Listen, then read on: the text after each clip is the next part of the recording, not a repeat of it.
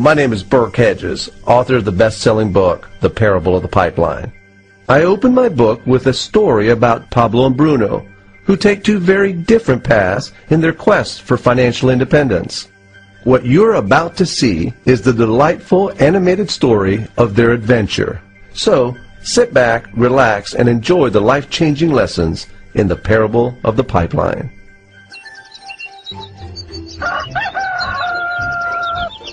Far away, in a small village, near a beautiful valley, lived two friends, Pablo and Bruno. They were both young and dreamed of a better life for themselves. They'd often discuss their dreams about how they would become the most successful men in the village. They weren't afraid of hard work, and they searched for opportunities to help realize their goals and achieve their dreams. One day, an opportunity presented itself.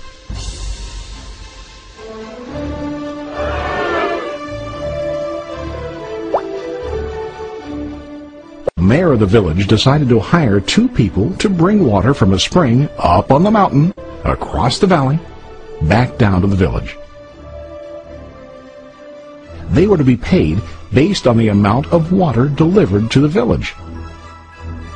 Bruno and Pablo enthusiastically got to work. Every day, from morning till evening, they carried buckets to and from the spring. They worked hard, carrying water to the village. In the evening, they'd return home with their day's wages.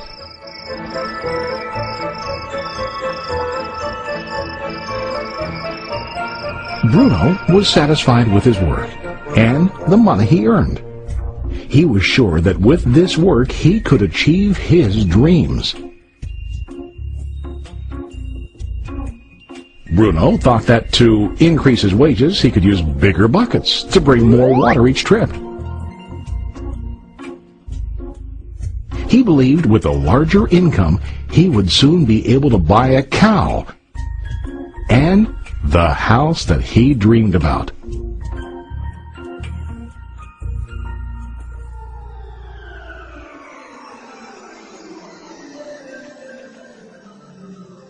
Now Pablo was not satisfied.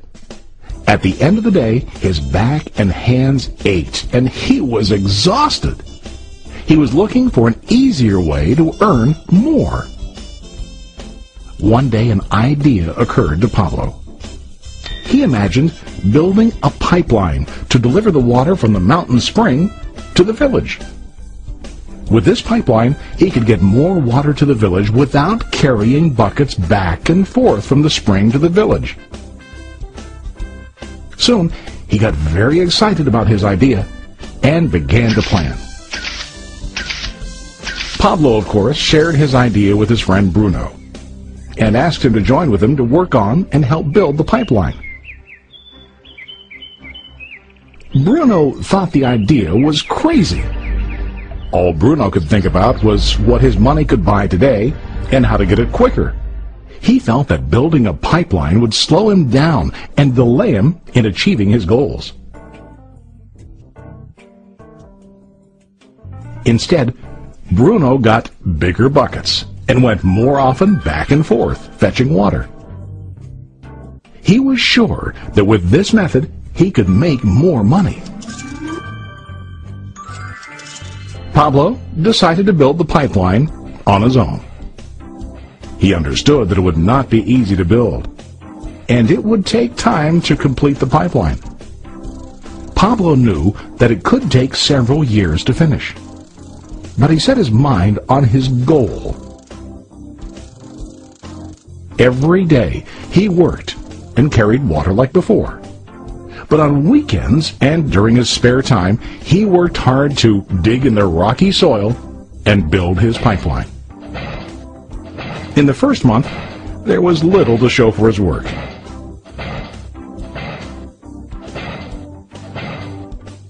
Bruno and the villagers laughed and teased him.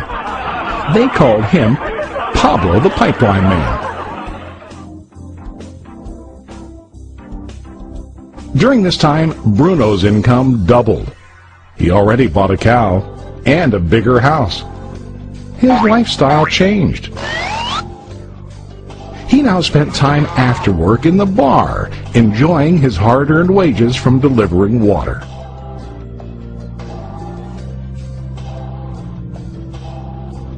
What Bruno didn't realize was that his body was starting to stoop from carrying heavy buckets every day.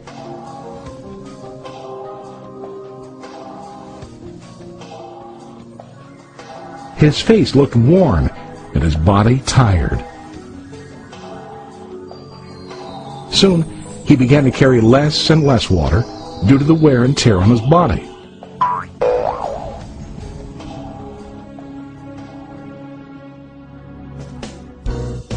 Month after month, Pablo worked. Soon a year passed, and then a second year. Finally, Pablo finished his pipeline. He now used his pipeline to deliver water to the village instead of carrying buckets. Pablo was now earning more money than ever before. The water continued flowing to the village, while Pablo wasn't working. While he slept and ate, the water flowed. Pablo was happy and proud of his insight, persistence, and hard work. Now his income flowed as long as the water flowed through his pipeline.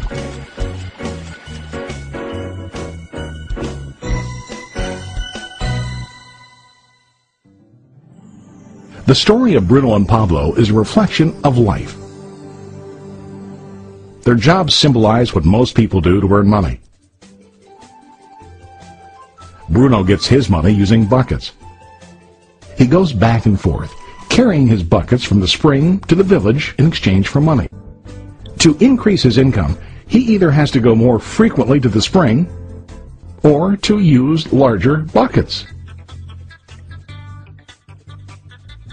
It's common in real life to increase our income by working harder.